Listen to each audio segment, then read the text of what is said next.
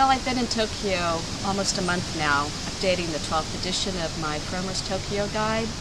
And as always, it's been just a wonderful, memorable experience. No matter how many times I come, it seems that I see new things. And every day I went to a different area of Tokyo, so I spent days in the Ginza area, and Ueno, and Asakusa, and Roppongi, and Harajuku, and always seeing new things. And one of the most memorable was in Asakusa. I went to a museum called Amuse, and I didn't think it would be very good, just because of the name was kind of strange, but it was a great museum.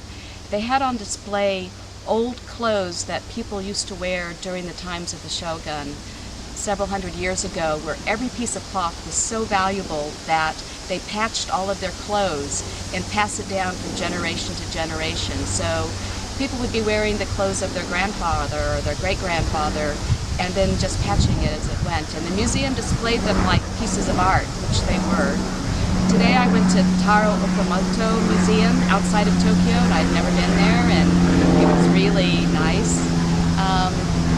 I went to Yokohama, and along the waterfront I went on Sunday, and it was just packed with families and couples on dates, and it was just so lively, and it was so much fun to be there and watch people enjoy themselves.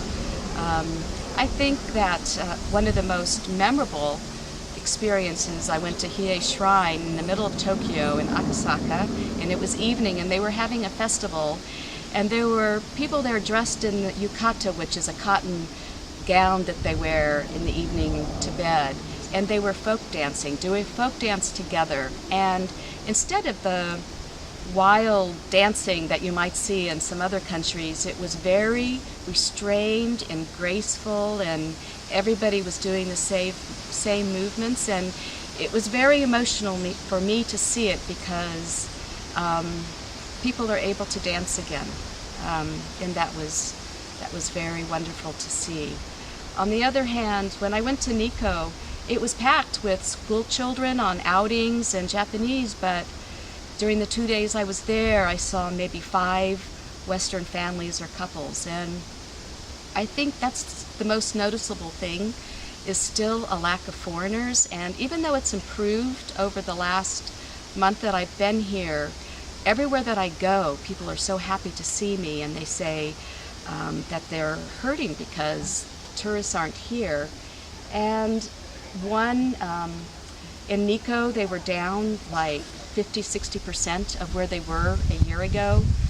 A person who has a Japanese inn in Tokyo told me he had to go to the bank and take out a loan because he hasn't had any guests.